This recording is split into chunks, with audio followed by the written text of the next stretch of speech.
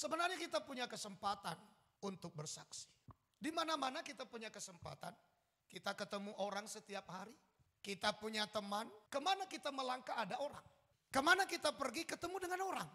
Dan saya yakin saudaraku, Yesus ini kemana dia pergi dia ketemu orang. Di pantai dia ketemu orang. Dia bersaksi, dia mengajar. Apalagi menurut firman Tuhan, dalam hukum Taurat itu kita diajarkan kehidupan orang Israel itu sudah begitu. Dan kita ini saudaraku bukan Israel jasmani, Israel rohani. Rohanilah yang masuk surga itu, bukan jasmani. Jadi saudaraku yang dikasihi Tuhan, kita diajarkan begini. Orang Yahudi itu begitu diajarkan adalah kalau kamu duduk, ajarkan kepada anak. Dalam perjalanan, ajarkan kepada anakmu. Pada waktu tidur, ajarkan kepada anakmu. Tuliskan pada ambang pintu rumahmu. Nah coba bayangkan Bapak Ibu. Dari kita lahir sampai kita besar, sampai kita dewasa. Begitu banyak orang Kristen tidak ngerti firman Tuhan. Kalau mereka mengucapkan kata-kata, bukan mengucapkan kata firman. Apa itu? Ya tentu filsafat-filsafat. Itu umumnya. Dia tidak ngerti firman. Padahal sudah ditekankan Tuhan, kalau kamu berdiri, ajarkan kepada anak. Kalau kamu dalam perjalanan, ajarkan kepada anak. Kalau kamu lagi duduk, ajarkan kepada anakmu. Kalau kamu lagi tidur, ajarkan kepada anakmu. Kalau kamu masuk ke pintu rumahmu, pintu kamarmu, tulis di ambang pintu rumahmu. Baru saudaraku ikatkan pada pergelangan tangan. Jadi benar-benar hukum Tuhan itu, firman Tuhan itu harus melekat dalam kehidupan kita. Makanya orang bilang pengikutan kita akan Tuhan itu adalah gaya hidup. Yang tidak bisa terlepas dari kehidupan kita. Itulah pengikut Kristus. Jadi kita tidak boleh berkata nggak bisa Pak keras, nggak ada istilah itu. Tetap itu urusan mereka, itu nggak ada urusan kita dengan mereka. Kita nggak bisa pecahkan kepala mereka, lalu belah hati mereka untuk percaya kepada Yesus. Enggak, tugas kita seperti yang dikatakan Tuhan itu. Kamu berdiri, ajarkan. Kamu berjalan, ajarkan. Kamu bangun dari tidur, ajarkan. Tuliskan pada ambang pintu rumahmu. Itu aja. Oh iya, kebiasaan gaya hidup. Kita ngomong setiap hari firman. Berbicara firman. Itu menjadi gaya hidup kita. Ada banyak yang kita perlu teladani dari agama tetangga kita, Muslim. Coba lihat mereka. Dari kecil mereka sudah diajarkan bagaimana berpakaian. Kita Kristen ini terlalu menganggap enteng. Mungkin karena anugerah itu yang diberikan kepada kita nggak kita hargai lagi. Makanya mereka disiplin. Mulai dari kecil sudah terlatih. Disiplin. Mereka sembahyang 5 kali sehari. Mereka lakukan dengan disiplin. Coba mereka ada di TNI berbicara tentang agamanya. Ada di kepolisian berbicara tentang agamanya. Ada di mereka di bidang hukum mereka berbicara tentang agamanya. Ada di pemerintahan mereka berbicara tentang agamanya. Nah kita. Padahal sebenarnya kepada orang Kristen itu diajarkan Tuhan. Waktu duduk ajarkan. Waktu berdiri ajarkan. Waktu dalam perjalanan ajarkan. Bahkan ikatkan pada pergelangan tanganmu. Sehingga menjadi gaya hidup. Justru bukan kita yang mempraktekannya. Malah orang lain yang mempraktekannya. Ini yang menjadi kesalahan kekristenan kita Bapak Ibu. Bahkan sebagian di antara kita takut berbicara firman. Takut memperkatakan firman. Inilah yang salah di dalam diri kita. Coba kita lihat dulu ayat 14. Ya. Kemudian ketika ia berjalan lewat di situ, Ya. ia melihat Lewi anak Alfeus duduk di rumah cukai, lalu ia berkata kepadanya, ikutlah aku. Maka berdirilah Lewi lalu mengikuti dia. Kita lihat saudaraku gak pernah berhenti. Ini kehidupan kita. Apa yang dimaksud dengan menjadi murid Kristus? Menjadi murid Kristus itu artinya adalah mengikut Yesus. Meneladani Yesus. mengikuti apa yang ia ajarkan, melakukan apa yang ia ajarkan. Dan Yesus memberikan kita keteladanan. Di pantai ia berbicara tentang firman. Ia bicara tentang kerajaan sorga. Ia lewat tempat cukai. Ia memanggil orang dari sana. Di mana dia berada. Tidak pernah ia melewatkan kesempatan. Kita ini murid-murid Kristus. Yang harus menggunakan setiap kesempatan yang ada untuk berbicara tentang kebenaran. Karena hanya kebenaran yang bisa memerdekakan orang. Kalau orang tidak hidup dalam kebenaran, dia tidak pernah merdeka. Atau kalau orang tidak pernah mengerti kebenaran, dia tidak pernah merdeka. Dia tetap ada dalam sebuah kurungan. Atau disebut bahasa Alkitab perhambaan. Dia tetap terbelenggu. Jadi bagaimana supaya ia bisa terbebas, merdeka? Dia harus menerima kebenaran, tinggal di dalam kebenaran, hidup di dalam kebenaran.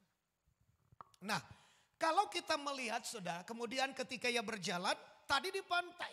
Sekarang ia sudah berjalan lewat di situ. Di mana itu? Ia melihat anak Alfeus duduk di rumah cukai. Ia lewat di rumah cukai. Dan lalu ia berkata kepadanya, yuk ikut aku. Tadi dia di pantai mengajar. Sekarang dia lewat di rumah cukai. Ia ajak orang yang ada di rumah cukai. Yuk ikut aku. Dan orang yang ada di rumah cukai ini, saudaraku si Lewi ini ikut Yesus. Dia berdiri. Dia ikut Yesus. Sekali dipanggil, dia langsung berdiri. Nah kita saudaraku dari lahir kita Kristen dipanggil-panggil gak mau ikut. Ya jadi murid Yesus gak mau. Makanya saya bilang kita saudaraku gak bisa mengabaikan anugerah. Kemurahan. Kasih karunia. Kalau kita menyia-nyiakan kemurahan, maka kemurahan itu akan diambil oleh orang lain. Ini pemberian loh saudara. Kita diselamatkan anugerah. Kita dipanggil anugerah. Kemurahan. Nah, mengapa harus dipanggil si Lewi ini dari rumah cukai? Itu yang menjadi pertanyaan. Karena Lewi ini tempatnya yang seharusnya bukan di rumah cukai. Di bait Allah. Karena Lewi ini adalah pelayan. Nah mengapa rupanya sebenarnya harus dibawa dia keluar. Saudaraku yang orang Kristen tempatnya itu bukan di dosa. Makanya kita harus panggil mereka. Loh mungkin saudara bertanya masa iya sih ada kaitannya cukai dengan dosa? Menurut Alkitab ada. Coba 15 Pak. Mari kita perhatikan. Ayat 15. Ya. Kemudian ketika Yesus makan di rumah orang itu, Ya. banyak pemungut cukai dan orang berdosa makan bersama-sama dengan dia dan murid-muridnya. Sebab banyak orang yang mengikuti dia. Nah kita lihat. Pemungut cukai orang berdosa. Gabung. Jadi sebenarnya orang yang disebut pemungut cukai ini adalah gambaran daripada orang-orang curang, orang-orang berdosa. Harus dipanggil dia, Lewi. Itu bukan lagi hidupmu Lewi. Sini kau. Ikut aku, kata Yesus. Nah kalau kita tidak memanggil mereka, mereka tidak akan pernah berubah. Mereka tidak akan pernah berubah dan mereka akan binasa. Dan Alkitab mengatakan kalau mereka binasa dan kita tidak pernah mengingatkan mereka, maka Alkitab berkata Tuhan akan tuntut pertanggungan jawab atas nyawa mereka kepada kita. Karena kita tidak mengingatkan mereka, itu kata Alkitab. Jadi saudaraku yang dikasihi Tuhan, dengan kita belajar meneladani Yesus ini, dia ada di pantai, ia ngajar orang tentang kebenaran, tentang kerajaan sorga, tentang hal-hal yang rohani. Ia ada lewat di rumah cukai, ia panggil orang untuk mengikut dia dari sana. Apalagi yang ada di rumah cukai ini adalah Lewi. Suku Lewi ini pelayan Tuhan Bapak Ibu. Nah ini gambaran daripada orang-orang berdosa. Orang-orang yang tidak jujur. Orang-orang yang suka berbohong. Orang-orang yang hidup dalam dosa. Orang-orang yang hidup dalam penipuan dan lain sebagainya. Dan kita melihat luar biasa. Dikatakan kemudian ketika Yesus makan di rumah orang itu. Banyak. Tadi hanya satu dipanggil. Akhirnya menjadi banyak pemungut cukai dan orang berdosa makan bersama-sama dengan dia.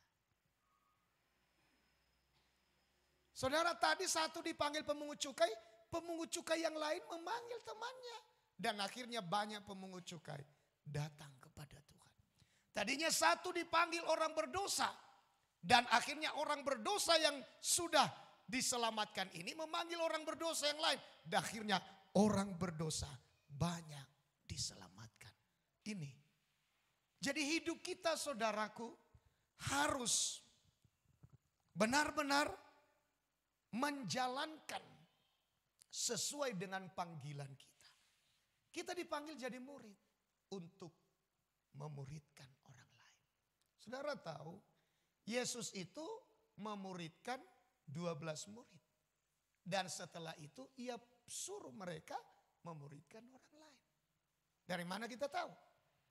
Yesus kan berkata, setelah selesai pemuridan murid 12 dan 70 dan semua murid-murid yang ikut dia, ya kan? Kan dia bilang lagi, pergilah. Jadikan segala bangsa. Berarti murid yang sudah dimuridkan Yesus pergi untuk memuridkan. Kita yang sudah jadi murid harus pergi memuridkan. Itulah kebenarannya. Bukan untuk berpangku tangan, bukan untuk berdiam. Kita gak bisa membendung dosa terus bekerja, tapi kita bisa mengurangi kadar dosa itu di dalam kota kita kalau kita memanggil orang-orang untuk datang pada Yesus. Tapi kalau kita biarkan mereka ya dosa itu beranak terus, bertambah-tambah. Makanya kota penuh kejahatan, penuh dengan dosa. Dan penuh dengan murka Tuhan. Kenapa? Karena orang-orang berdosa makin terus bertambah-tambah dan bertumbuh-tumbuh dan bertumpuk-tumpuk. Tetapi kalau orang-orang yang mengasihi Tuhan, mencintai Tuhan, terus bertambah-tambah, maka murka Tuhan akan berkurang di kota itu. Haleluya. Itu yang seharusnya terjadi Bapak Ibu. Nah dari satu pemungut cukai menjadi banyak pemungut cukai datang kepada Yesus. Dari satu orang berdosa menjadi banyak orang berdosa datang kepada Yesus. Ini juga Bapak Ibu, ini tertulis loh di dalam kitab Wahyu. Makan bersama-sama dengan dia ini. Ditulis dalam kitab Wahyu. Kan Yesus berkata, aku berdiri depan pintu mengetuk. Barang siapa buka, aku akan dan makan bersama-sama dengan dia.